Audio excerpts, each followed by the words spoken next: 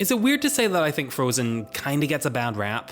He's crazy. Yeah, I know, great way to start the video. Oh, this multiple Oscar-winning pop culture phenomenon, widely regarded as one of the best movies of the 2010s and the highest grossing animated film ever made at the time, has a few people that think it's just okay. Oh, the suffering. But for a movie that people were obsessed over for a good few years, the opinion that it's overrated has become surprisingly common. Personally though, that's not something I've ever been able to relate to. In fact, for the longest time I went around calling it my favorite Disney movie because, as Anna herself once put it, "You basic." Come to think of it though, I think the last time I watched this movie was probably just before Frozen 2 came out.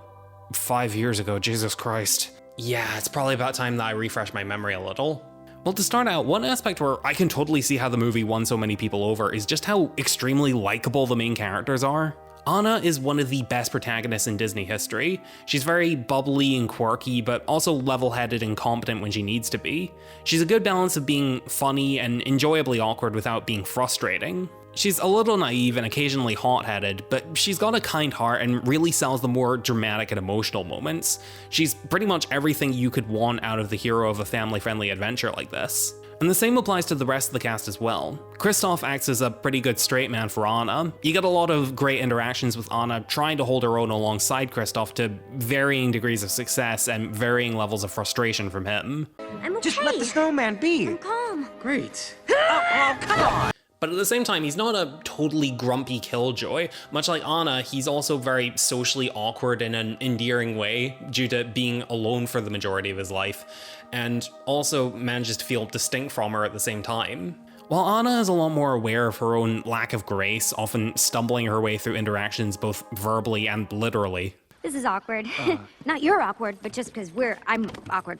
You're gorgeous. Wait, what? Kristoff seems to be blissfully unaware of his own weirdness, probably due to being raised in the woods away from civilization.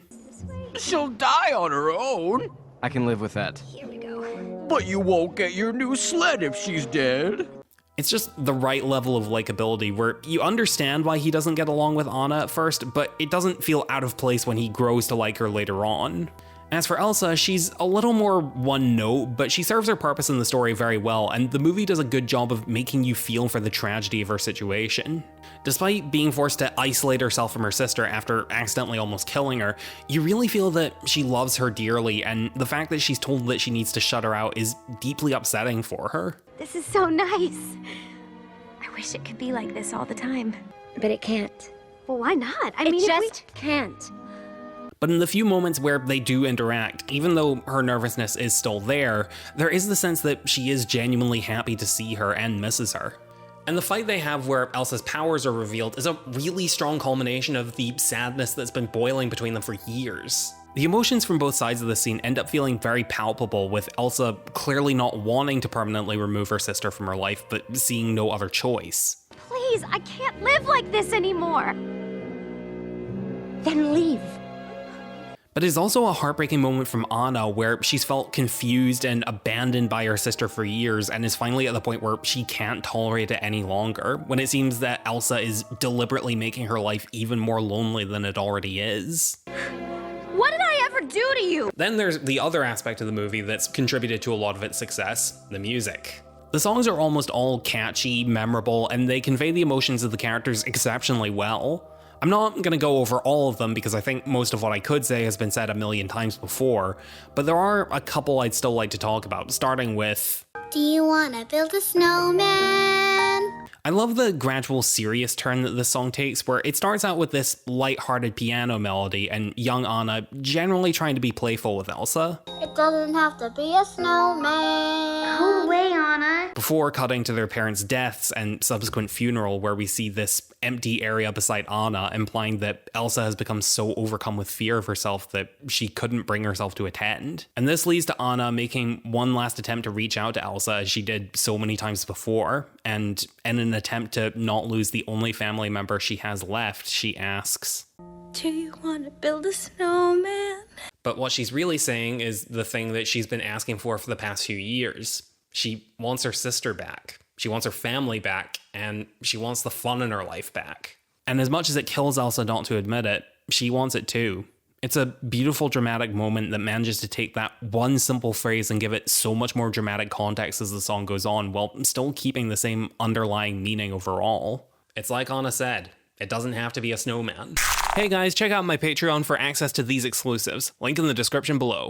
Then we have Let It Go, which has received a bit of a backlash over the years, mainly due to factors outside of the song itself. Yes, it's been overplayed to the point where I totally don't blame you if you're tired of hearing it and maybe even find it annoying.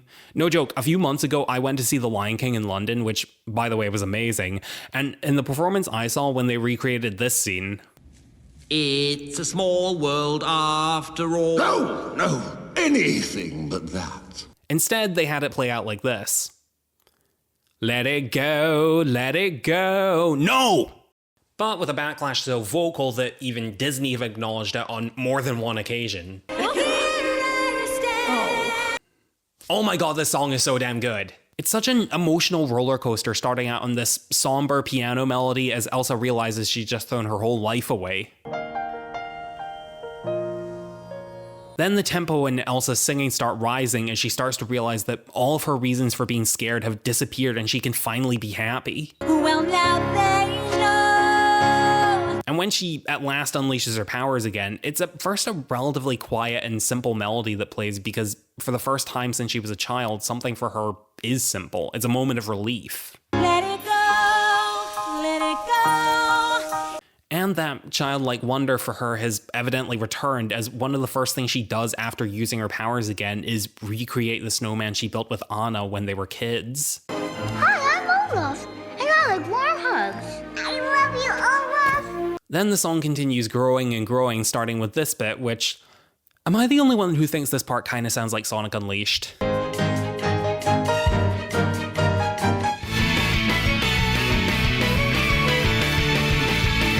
And the song finally grows into this massive ballad with the melody becoming faster and Elsa, who spent most of the movie up until now quiet and reserved, now belting out how satisfied and excited she is, even if there is still that little bit of sadness for what she's given up. I'm never going back. And then the song ends with a fairly clever bit of symbolism. After singing the final lyric of the song, she turns away and slams the door, turning her back on the outside world.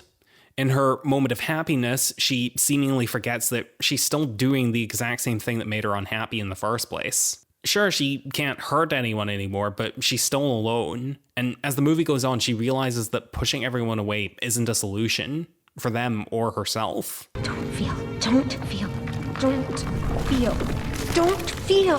The only song that I really have an issue with is Fixer Upper, where the rock trolls that raise Kristoff raise the idea that Anna and Kristoff should get together and be a couple. The song itself is fine, it's probably one of the weaker songs, but I like it. My problem is more that the idea of these two getting together has never really been brought up until this scene, which is an hour into this hour-and-a-half movie. It comes out of nowhere, which kind of leads me to my biggest problem with the movie as a whole. I just don't buy Anna and Kristoff as a couple. They have decent chemistry as friends, but that's about it. The movie talks about how Anna needs an act of true love or else she's gonna die by Elsa's magic, and heavily implies that Kristoff will be the one to save her. That of course leads to the twist at the end where Anna sacrifices herself to save Elsa, and that ends up being the act of true love that she needed to survive. You sacrificed yourself for me? I love you. It's a beautiful scene that serves the theme of the story, about not shutting yourself away from the rest of the world and allowing the people who love you to support you. But at the same time, it kind of makes Kristoff feel a little superfluous in the story. He's a character that exists purely to get subverted away from, and that's it. You might say that Anna and Elsa's relationship is what the movie is ultimately about, so everything else should revolve around them. But the thing is, Anna and Elsa don't spend much time together, as is the nature of Elsa being a shut-in. Anna and Kristoff is the relationship that most of the movie focuses on, and it's a relationship that isn't developed very much and purposely has very little role in the narrative. And that kind of makes a lot of the story feel underdeveloped. If I can bring up an idea that might have given Kristoff a bit more purpose within the story, I think it's best if I look at... Am I really gonna do this? Okay, fine. Everything Wrong with Frozen in 10 minutes or less by CinemaSins. It's completely frozen. Roll credits. Now, I do not like CinemaSins. I used to when I was younger and stupid, but hey, we've all been there. Their video on Frozen is about their usual fare. It's shallow, vapid critique that barely engages with the actual quality of the movie. But there is one point they make that I keep thinking back to. Also, wouldn't it be logical for the ice-loving Kristoff to fall in love with the Ice Queen? It's underdeveloped, as CinemaSins' points usually are, but there is an idea there. Kristoff, who sells ice, clearly shows an appreciation for Elsa's powers. Flawless. But this never really goes anywhere. Imagine if Kristoff interacted with Elsa at some point in the movie and he helped to calm her nerves by reminding her how incredible her powers are and showing that they can be a blessing and not a curse. I'm not saying they have to get together necessarily, but a scene like this would make Kristoff feel significant within the story. I mean, it's better than just having their only interaction in the movie consisting of this. Who's this?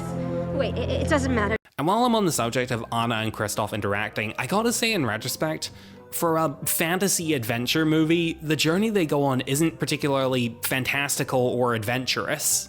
A lot of the film is just them traveling through the snowy mountains. It's enjoyable because, like I said, these characters are really likable, but nothing about the journey itself is that interesting. They get chased by wolves at one point, but it doesn't have any bearing on the plot. All that happens is Kristoff's sled gets destroyed, but nothing ever comes from that, and they still handle the journey just fine. It feels more like an action scene just for the sake of an action scene instead of something that progresses the story. Sometimes I really don't like you. But there's one other controversial part of this movie that I want to discuss, and that's Prince Hans of the Southern Isles. Whenever someone talks about how Frozen has problems, Hans is the thing that gets mentioned. People say that his reveal as a twist villain feels out of nowhere because there wasn't enough foreshadowing that he's a liar and manipulator. To a certain extent, I can understand where people are coming from, but I don't agree. I mean, let's take a look at his plan. He manipulates the socially inexperienced Anna into falling in love with him so that he could marry her with plans to kill Elsa later on and take the throne. Now, I can totally understand why Anna would want to marry Hans so easily. Mainly because she's so starved for attention that she'd throw herself to anyone who shows the slightest bit of interest in her. But from what we see of Hans, he seems reasonably socially aware. Plus, from how he takes charge of Arendelle in Anna and Elsa's absence and is the only one to not immediately try to kill Elsa out of fear, he comes across as a sensible person. For him, agreeing to marry someone he just met feels pretty out of character, almost as much as being the one to actually propose it. I mean, listen to Love is an Open Door. Sure, Anna is the one to begin the song, but all she really says is that she loves him. Okay, can I just say something crazy? A little bit forward, sure, but they both seem into each other, so it's not the biggest leap in the world. Fast forward to the end of the song, and Hans says this. Can I say something crazy? Will you marry me? Hans, I'm sorry, but she lived in a castle her whole life with nobody to talk to. What's your excuse? Not to mention, everybody else who Anna mentions this to points out that this is a terrible and potentially dangerous idea. You can't marry a man you just met. Didn't your parents ever warn you about strangers? Hans being evil might not have been something that the movie gave many explicit clues for, but from how he behaves in the movie overall, it would honestly be more weird if he wasn't a villain. I think if you want to make the claim that he's not an especially interesting character as a villain, fair enough. He's not given a tremendous amount of screen time after he's revealed, but in my opinion anyway, that doesn't mean his impact on the hero's character arcs isn't felt. I mean, Anna let her need for companionship get the better of her, and it nearly killed her. Frozen is not a perfect movie. I can relate to anyone who got swept up in the hype for it when it came out, because I was right there with you. And if you happen to still be on that boat, I'm happy for you. For me though, it's hard to work up the same level of enthusiasm I had when I was 14, as well as a long time after. That raises the question though, is Frozen a fantastic movie? Well, I don't think I would necessarily go that far. There's definitely some elements that are kind of forgettable. But if that's the case, then is it a terrible movie? Well, no, I definitely wouldn't go that far. There's still a lot to like about it.